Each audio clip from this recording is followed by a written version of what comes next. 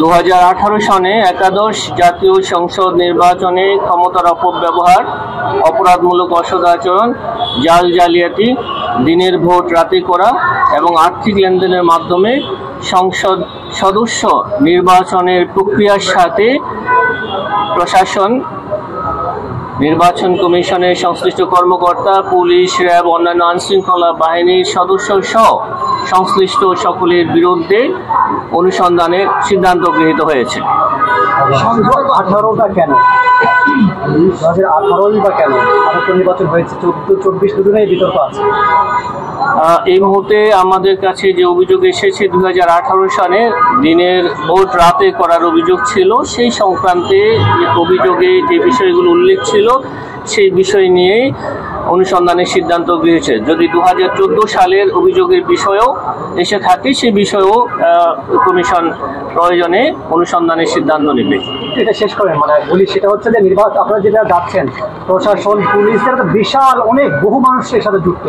আপনারা কেন স্পেসিফিক নির্বাচন কমিশনে না গিয়ে সব উল্টা যাচ্ছেন? আপনাদের পক্ষে সামর্থ্য আছে কিনা? আমরা এই সংক্রান্তে এটা অনুসন্ধান দল গঠন করা হয়েছে। অনুসন্ধান দল এখানে অগ্রাধিকার ভিত্তিতে অভিযোগের গুরুত্ব অনুযায়ী কাজগুলো করবেন এবং তারা ঠিক করবেন কোন কোন কাজ কিভাবে এবং কত দ্রুততম সময়ের মধ্যে অনুসন্ধান কাজ সম্পন্ন করা যায়, সেভাবে তারা তাদের কার্যক্রম পরিচালনা করবে।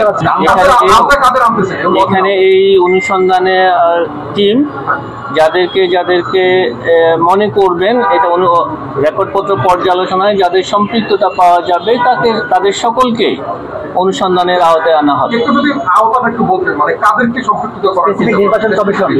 আমরা আপনাদেরকে এখন সুনির্দিষ্টভাবে সেটা, কারণ অনুসন্ধানে অনেকের সম্পৃক্ততা আসতে পারে, আমরা আগে থেকে এটা ফোরকাস্ট করতে চাই না তারা এটার সাথে সম্পৃক্ত হবে, অনেকে এটার সাথে আসতে পারে। আমি বলেছি আপনাদের নির্বাচন যারা পরিচালনা করেন, নির্বাচন পরিচালনার কার্যক্রমের সাথে যারা আছেন তারা থাকবেন। সেখানে জেলা প্রশাসন আছে, পুলিশ প্রশাসন আছে, এখানে র্যাব আছে, অন্যান্য আইনশৃঙ্খলা বাহিনীর সদস্যরা আছেন, উপদেষ্টারা আছেন। সেই সময় যারা নির্বাচন পরিচালনা তদারকির সাথে যারা ছিলেন তাদের সকলে, যাদের সম্পৃক্ততা পাওয়া যাবে তারা সকলেই এর আওতায় আসবে। নির্বাচন কমিশন হচ্ছে এখানে মূল, তাদের অধীনে সবাই কাজ করে। আর সেক্ষেত্রে তখনকার সিইসি, নির্বাচন কমিশনার যারা ছিলেন তাদেরকে আপনারা জিজ্ঞাসাবাদ করবেন কিনা? আমি বলেছি যে এই কার্যক্রমের সাথে যাদের সম্পৃক্ততা পাওয়া যাবে তাদের সকলকেই এই অভিযোগে অনুসন্ধানের আওতায় আনা হবে। প্রাথমিকভাবে আপনাদের তালিকায় কতজন আছে? তাদের বিরুদ্ধে অনুসন্ধান প্রাথমিকভাবে কতজন আপনারা বলে বলছেন? এটা কতজন আছেন, সংখ্যা কতজন, এটা অনুসন্ধান দল তারা বলতে পারবেন, তাদের কাছে বিস্তারিত তথ্য আছে। এটা আরো মানে কতটুকু তারা যাবেন এটা অনুসন্ধান দলের দায়িত্ব, তারা ঠিক করবেন সেটা। আপনাদেরকে অনেক ধন্যবাদ।